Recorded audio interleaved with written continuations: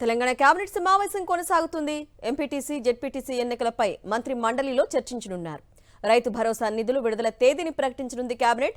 మెట్రోను ప్రభుత్వం ఆధీనంలోకి తీసుకునే అంశంపై కేబినెట్లో నిర్ణయం తీసుకోనున్నారు. గాంధీ సరోవర్ నిర్మాణం, రాజకీయ విమర్శలపై మంత్రి మండలిలో చర్చించనున్నారు. వేసవి కాలంలో తీసుకోవాల్సిన చర్యలపై అధికారులకు కేబినెట్లో సూచనలు చేయనున్నారు. ఎండాకాలం వరి ధాన్యం కొనుగోలుపైన మంత్రివర్గంలో చర్చించనున్నారు.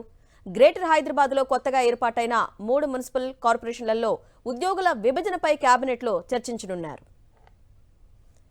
కేబినెట్ మీటింగ్ సంబంధించి పూర్తి డీటెయిల్స్ మా ప్రతినిధి రాకేష్ లైవ్ ద్వారా అందిస్తారు. రాకేష్,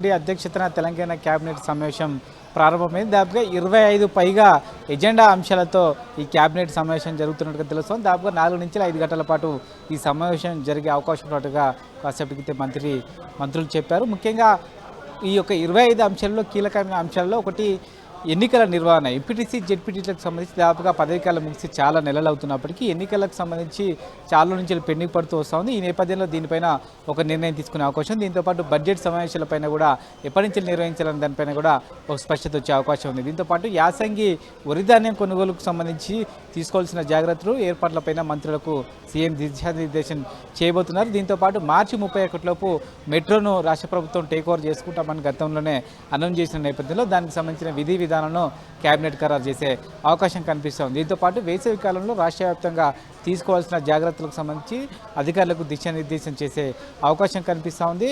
దీంతోపాటు ముఖ్యంగా బడ్జెట్కు సంబంధించి ఏ శాఖలకు ఎంత అవసరం దానిపైన కూడా ఇప్పటికే ఒక క్లారిటీ ఉన్న నేపథ్యంలో దానికి సంబంధించిన వాటిపైన ఒక క్లారిటీ వచ్చే అవకాశం ఉంది. దీంతోపాటు గాంధీ సంబంధించిన ఏదైతే విగ్రహం పెట్టాలనుకుంటున్నారో మూసీ పక్కన, దానికి సంబంధించిన భూసేకరణ, వస్తున్న రాజకీయ విమర్శలకు ఏ విధంగా కౌంటర్ చేయాలి దానిపైన కూడా ఈ సమావేశంలో సీఎం మంత్రులతో చర్చించే అవకాశం కనిపిస్తూ ఉంది. రైతు భరోసా నిధుల విధులకు సంబంధించి ఒక తేదీని ప్రకటించే అవకాశం ఉంది. ఈ నెల చివరిలో దానికి సంబంధించిన తేదీ ఉంటుందని అందరూ కూడా ఆశిస్తున్నారు. Okay Rakesh, thanks for the details.